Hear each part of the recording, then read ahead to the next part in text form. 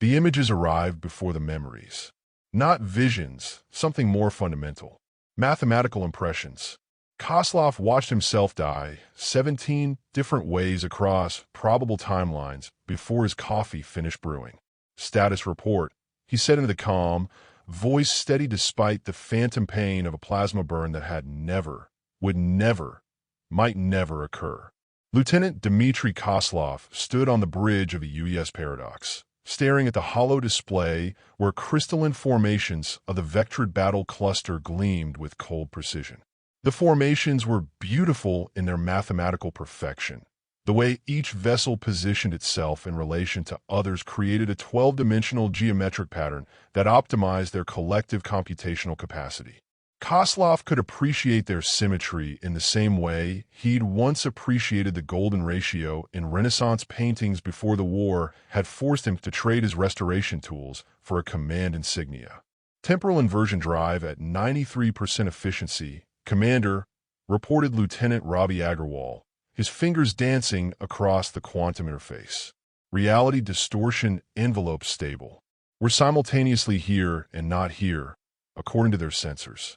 Koslov nodded, suppressing the disorientation. The paradox wasn't actually manipulating time.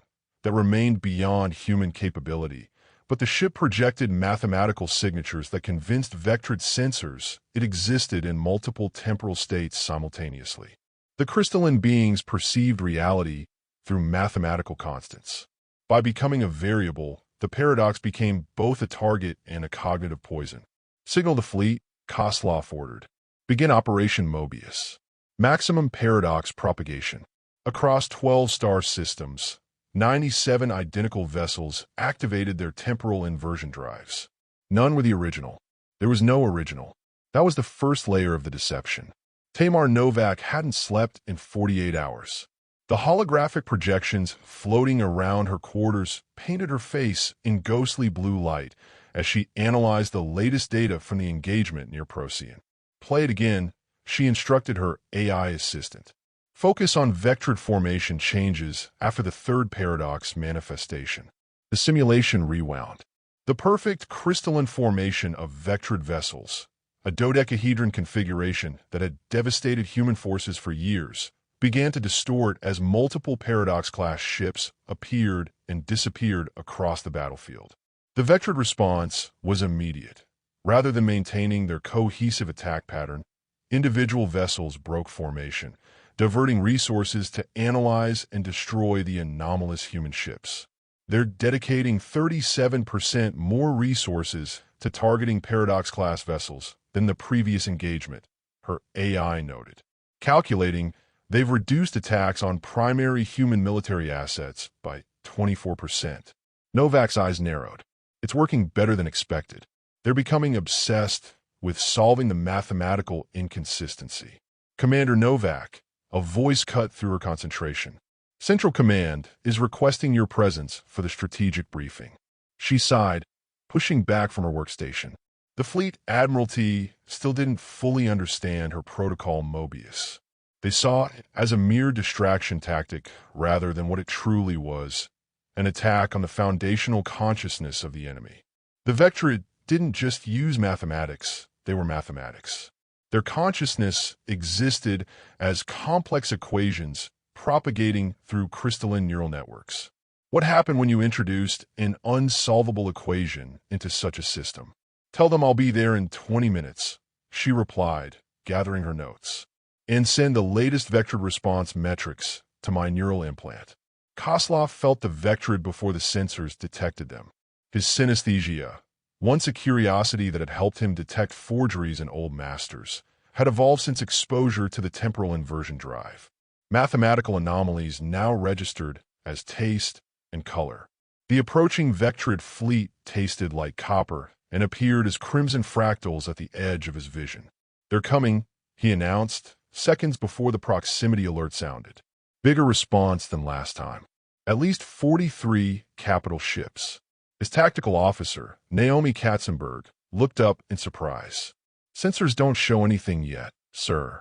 They will, he replied, already moving to the command station. Prepare for manifestation sequence Delta. We need to appear vulnerable but elusive. The bridge crew had learned not to question Koslov's perceptual anomalies. Since the first deployment of the temporal inversion drive 3 months ago, his predictions had proven eerily accurate. Some whispered he was becoming something other than human, a transitional being caught between standard perception and the Vektrid's mathematical consciousness. Vektrid War Cluster detected, announced the sensor array finally. 47 vessels approaching at sublight vector 137. Katzenberg shot her commander a concerned glance. He'd been off by 4 ships, closer than any sensor could manage at this distance. Initiate protocol Mobius, Phase 2, Koslov ordered. Prepare for divisional existence. The quantum harmonics of the temporal inversion drive shifted, creating a subsonic vibration throughout the ship. To Vektrid's sensors, the paradox would now appear to exist in 3 distinct locations simultaneously, each instance real enough to engage, but impossible to definitively destroy. "Sir," called out Lieutenant Agarwal, "I'm detecting unusual fluctuations in the drive harmonics. The paradox effect is intensifying beyond parameters." Koslov nodded. "They're learning to look for us specifically now. The Vektrid have designated us as a primary anomaly." "Is that good?" Katzenberg asked. "It's exactly what we want," Koslov replied. "The more resources they dedicate to resolving our paradoxical existence, the less they have for the actual war." What he didn't share was the growing suspicion that the Vektrid weren't simply trying to destroy the paradox. They were trying to understand it. Each encounter felt less like an attack and more like a desperate attempt to capture the ship intact, to solve the mathematical enigma that violated their base reality. Admiral Huang glared at the holographic display showing the latest battle statistics. "You're telling me that a fleet of practically unarmed vessels is drawing away almost 40% of the Vektrid's firepower?" "Yes, sir," Novak replied.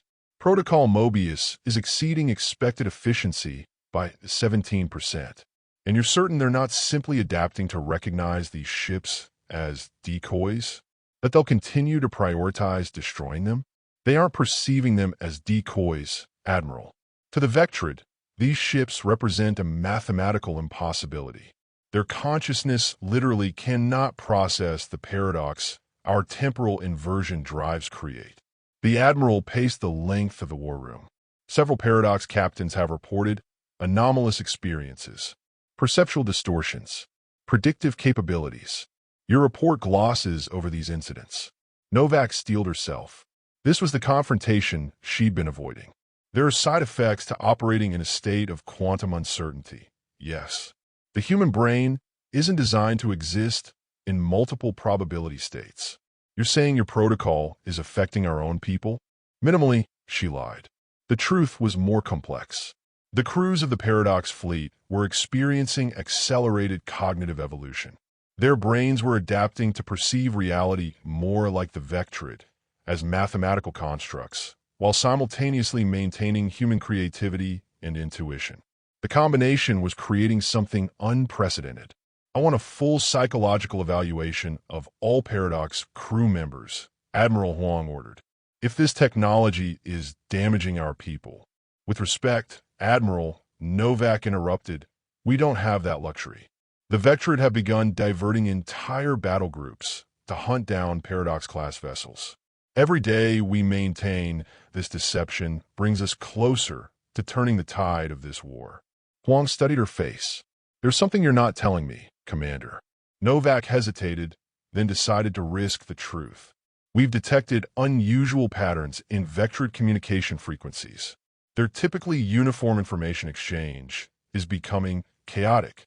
Some of our xenolinguists believe they're experiencing the equivalent of cognitive dissonance on a hivemind scale." "You're not just distracting them," Huang said slowly. "You're psychologically breaking them. Their consciousness evolved without the concept of contradiction," Novak explained.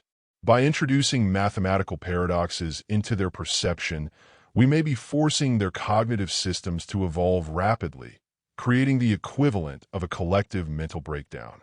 The Admiral's expression darkened. "And what if they adapt? Develop defenses against these paradoxes? Then they won't be purely logical beings anymore," Novak replied.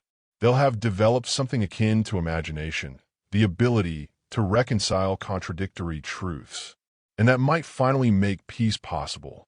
The paradox shuddered as another Vektrid energy blast dissipated against its quantum shields. Koslov barely registered the impact. His attention focused on the mathematical patterns emerging in the enemy's attack formation. "They're changing their approach," he announced. "This isn't a standard Vektrid attack pattern." "Confirmed," Lieutenant Agarwal reported. "Their formation doesn't match any known Vektrid tactical configurations." Koslov studied the display, tasting the metallic tang of incorrectness. The Vektrid ships were arranging themselves in an asymmetrical pattern that seemed to deliberately violate their own mathematical principles. It was as if they were attempting to fight paradox with paradox. "They're evolving," he said softly, "adapting to combat us on our terms." Katzenberg looked up from her tactical display. "That's impossible. Their entire civilization is built on mathematical consistency. They can't just change their fundamental nature." "Unless we're forcing them to," Koslov replied. Sensors analyzed their formation from a 12-dimensional perspective. The holographic display shifted, revealing complex geometric patterns that normal human perception couldn't grasp. Only Koslov's enhanced synesthesia allowed him to make sense of the impossible shapes. "They're creating a counter-paradox," he announced, "a formation designed to neutralize our temporal inversion signature." Agarwal's console erupted with alerts. "The inversion drive is destabilizing. We're losing our paradoxical state. They're forcing us into a single reality." Koslov felt the shift immediately. The multiple probability states he'd grown accustomed to began collapsing. The taste of alternate realities faded from his perception. "They've learned," he whispered. "They've developed the cognitive framework to resolve paradoxes." "We need to retreat," Katzenberg insisted. "Without the temporal inversion effect, we're defenseless against their weapons." Koslov shook his head. "No, this is exactly what Command Novak predicted might happen. The Vektrid aren't just adapting tactically, they're evolving consciously. Establish direct communication channel to the approaching fleet." "Sir?" Agarwal questioned. "Do it," Koslov ordered, "and prepare to transmit the Gordian Protocol." The communications officer hesitated. "The Gordian Protocol is a last resort measure, Commander. It hasn't been tested. It was always meant for this moment," Koslov replied, "when they developed the ability to reconcile paradox." In her secured laboratory, Novak received the emergency transmission from the paradox. "They've developed counter-paradox formations." Koslov's voice came through, distorted by interference. "We're initiating the Gordian Protocol." Novak felt her heart race. "That protocol is theoretical, Koslov. We don't know what effect it will have on their collective consciousness." "They've evolved faster than you predicted," he replied. "They're forcing us into singularity. It's now or never." She took a deep breath. The Gordian Protocol could destroy their entire neural network, effectively commit genocide. Or it could complete their evolution, Koslov countered. Force the final adaptive leap. The transmission crackled with static. Novak could see the Vektrid formations in the background display, geometric patterns of impossible complexity surrounding the paradox. They had indeed developed a countermeasure to the temporal inversion effect. "Proceed," she finally ordered, "but monitor their communication frequencies. If we detect signs of widespread cognitive collapse, abort immediately." Koslov stood alone in the transmission chamber, neural interfaces connected to his enhanced synaptic pathways. The Gordian Protocol wasn't a weapon in the traditional sense. It was a direct mind-to-mind communication, possible only because his brain had been altered by prolonged exposure to the temporal inversion field. "Begin transmission," he commanded. The ship's quantum processors connected with his neural implants, translating his consciousness into mathematical formulas that the Vektrid could perceive. What he was about to send wasn't just information, it was a concept that had never existed in their mathematical universe. Through the interface, Koslov projected a mathematical proof of his ship's simultaneous existence and non-existence, not as a trick or sensor illusion, but as a fundamental truth of reality. He transmitted the human concept of valid contradiction. the ability to hold opposing truths simultaneously. The response was immediate and overwhelming. The Vektrid fleet froze in space, their crystalline vessels vibrating at frequencies visible even to normal human perception. Their communication network is experiencing cascading fluctuations, reported Agrawal. It's spreading throughout their fleet and beyond. The signal is being transmitted through their entire collective. Koslov felt the Vektrid response as a pressure against his consciousness, confusion, resistance, and then something unexpected, curiosity. Not the cold calculation of before, but genuine wonder. "They're not collapsing," he said, surprise evident in his voice. "They're restructuring." 3 weeks later, Novak stood before the United Earth Defense Council, explaining what had occurred. "The Vektrid hivemind has undergone a fundamental transformation," she stated. "The introduction of paradox as a valid mathematical concept has altered their consciousness structure. They're no longer purely logical beings. They've developed the equivalent of imagination." Admiral Huang leaned forward.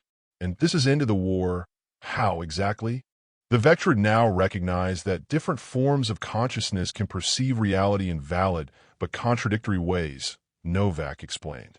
Their obsession with the constant, with the Paradox fleet, wasn't just tactical. It represented an existential crisis for their species. When Commander Koslov transmitted the Gordian Protocol, he didn't just confuse them. He completed their evolution. "So this was your plan all along," Huang said. "Not just to distract them, but to fundamentally change them." Novak nodded. The Vektrid could never be defeated through conventional warfare. Their mathematical perception made them perfect strategic thinkers, but it also made them vulnerable to concepts they couldn't process.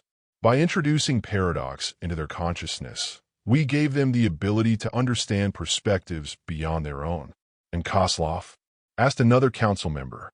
"The reports from the paradox are concerning." Novak's expression tightened.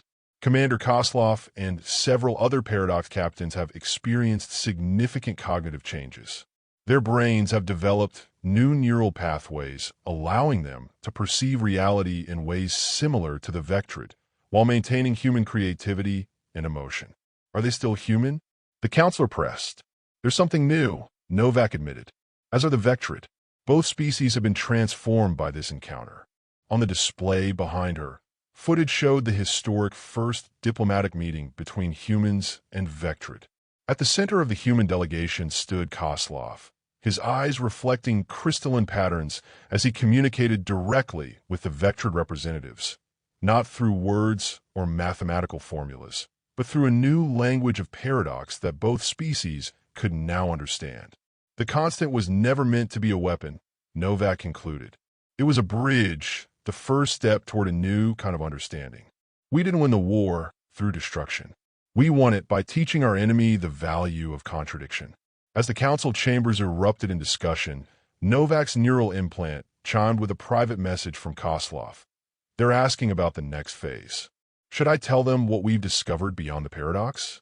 Novak smiled slightly. Humanity wasn't ready for that revelation yet. The truth that both species had merely been mathematical echoes of something greater. The war had never been about territory or resources, but about forcing an evolutionary leap in consciousness. The Vektrid had been the catalyst for human evolution as much as humans had been for theirs. "Not yet," she replied. "One impossible truth at a time." Koslov stood at the observation deck of Harmonic Station, watching the crystalline Vektrid vessel dock with practiced precision. 6 months had passed since the implementation of the Gordian Protocol. 6 months of cautious diplomacy and profound discovery. The Vektrid ship resembled a geometric snowflake composed of translucent lattices that pulsed with interior light. Each pulse corresponded to thought patterns within the collective consciousness of its crew. Before the war, humans had never noticed this feature. Now, Koslov could read the pulses like facial expressions. "They're anxious," he noted to Novak, who stood beside him. The delegation includes individuals from the outer lattice who haven't directly experienced paradox integration. Novak nodded.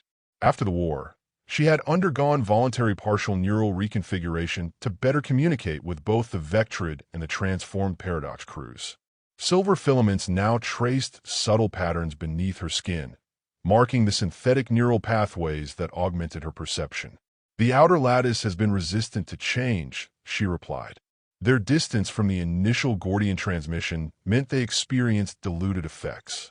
Some factions still cling to pure mathematical existence, which makes today's demonstration crucial, Koslov said, turning from the window. The door slid open, admitting Admiral Huang. The months since the ceasefire had aged him visibly. The political battles to defend the peace had proven more taxing than the war itself. "The council is assembled," Huang announced, including 3 representatives who still oppose the integration treaty. He glanced at Koslov with barely disguised unease. "Are you certain you want to proceed with the direct demonstration? A recorded session would be safer." "Direct experience is necessary," Koslov replied. "The Vektrid communicate through mathematical resonance. Records don't convey the full dimensional properties." What Koslov didn't articulate was that the council needed to feel what the Vektrid had felt, the vertiginous sensation of encountering a paradox not as an abstract concept, but as lived reality. Only then would they understand why peace had become the only logical conclusion. The Harmony Chamber had been constructed specifically for human-Vektrid interaction. Resembling an amphitheater, its design incorporated both species' architectural preferences, human asymmetry smoothly transitioning into crystalline precision. At the center stood a quantum interface platform where Koslov now positioned himself. The Vektrid delegation entered through a separate doorway. Unlike the uniform crystalline entities of wartime encounters, these beings displayed individual variations, facets colored differently, asymmetrical growth patterns. Evolution in progress.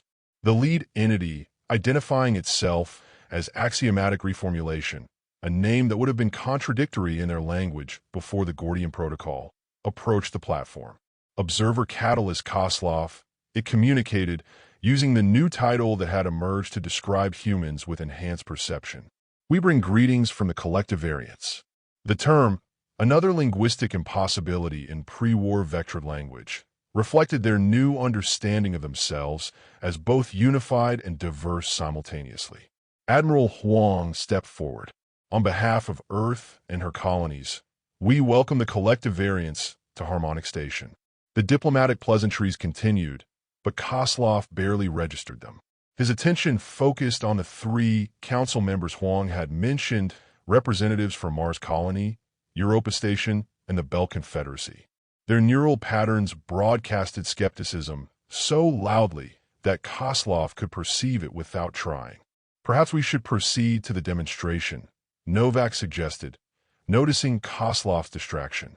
The chamber lights dimmed. Koslov and axiomatic reformulation took their positions on the quantum interface platform. Neural connection filaments extended from the floor, linking to Koslov's implants and the crystalline entity's resonance nodes. "What you are about to experience," Koslov addressed the assembly, "is a direct translation of consciousness between human and Vektrid perception. This shared reality is what made peace possible, not merely an agreement to stop fighting, but a fundamental understanding of each other's experience of existence." "Be advised," Novak added, "the sensation may be disorienting at first. Your neural safeguards will prevent any permanent alterations, unlike what the Paradox crews experienced during extended exposure." The Europa representative stood abruptly. "I did not consent to having my mind altered." "Your perception will be temporarily expanded, not altered," Koslov clarified. "Think of it as trying on glasses that allow you to see a new color spectrum rather than changing your eyes." The representative reluctantly resumed his seat as Koslov activated the interface. The Harmony Chamber dissolved into mathematical constructs. Human observers gasped as their perception shifted. Suddenly, they could see equations forming the fabric of reality. Emotional states manifested as geometric patterns. Thoughts became tangible structures. Through the interface, Koslov guided them deeper into Vektrid consciousness.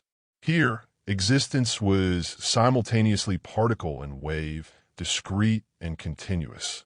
Before the Gordian protocol, the Vektrid had perceived only the mathematical precision of reality, a universe of absolute truths and fixed constants.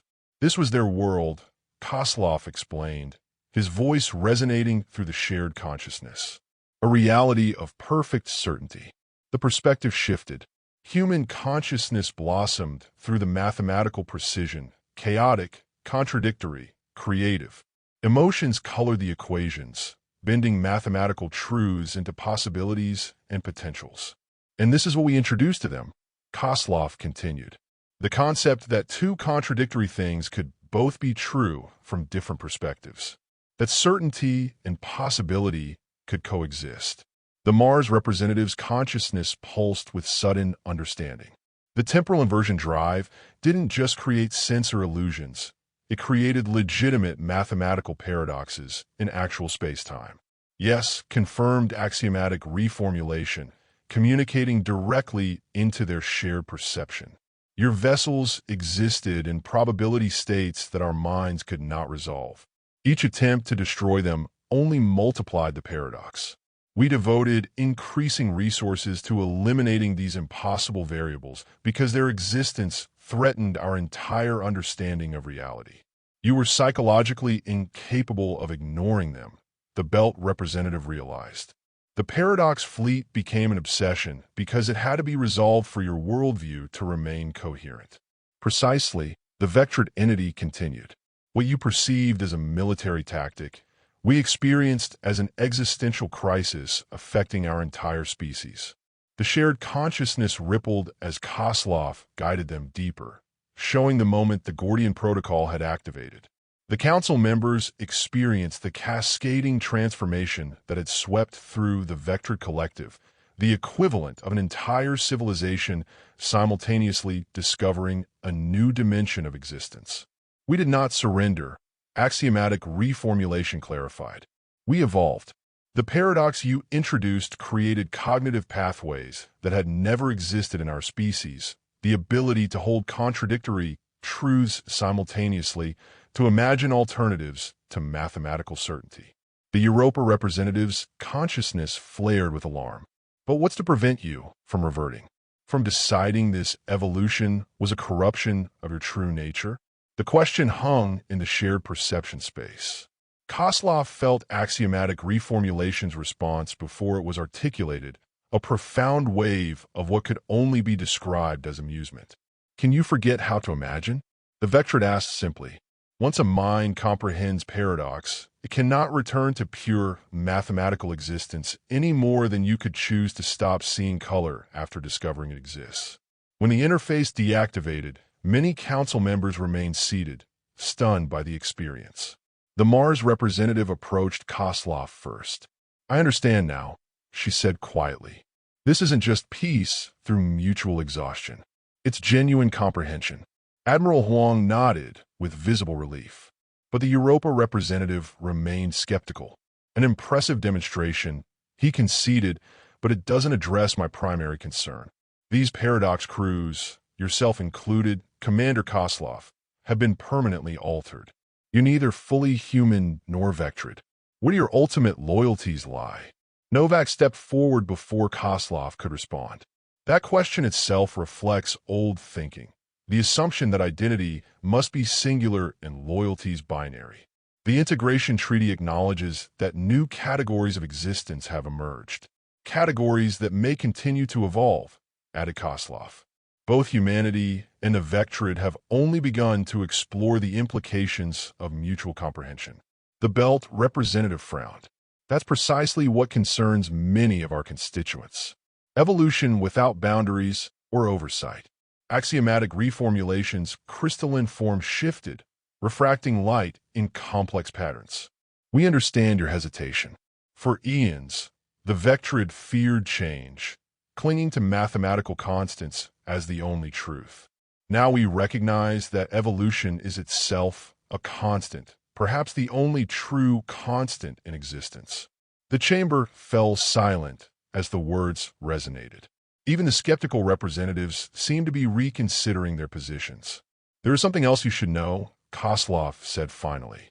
Something we've discovered through deeper integration with Vektrid consciousness. Novak shot him a warning glance, but he continued. The war between our species wasn't coincidental. Our civilizations developed along opposite cognitive spectra, human consciousness built on contradiction and imagination, Vektrid consciousness built on mathematical certainty and precision. The universe appears to generate complementary consciousness forms that eventually collide and synthesize. What are you suggesting? Admiral Huang asked. That our conflict and subsequent integration may be part of a larger pattern, Koslov explained.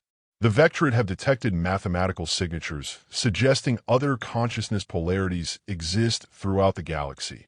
Other species developed along different cognitive spectra, destined to either destroy each other or synthesize into something greater. You believe we're part of some cosmic evolutionary plan? The Europa representative asked incredulously. Not a plan, axiomatic reformulation corrected. A process. Consciousness itself appears to follow optimization patterns similar to other natural phenomena. The universe trends toward cognitive complexity through synthesis of opposites. Novak stepped forward, which is why the integration treaty isn't just about peace between our species, it's about preparing for contact with other forms of consciousness. The Vektrid have detected signals suggesting we aren't alone in this sector of the galaxy. The council members exchanged alarmed glances. Admiral Huang's expression hardened. You've been withholding information about potential alien contact? He demanded.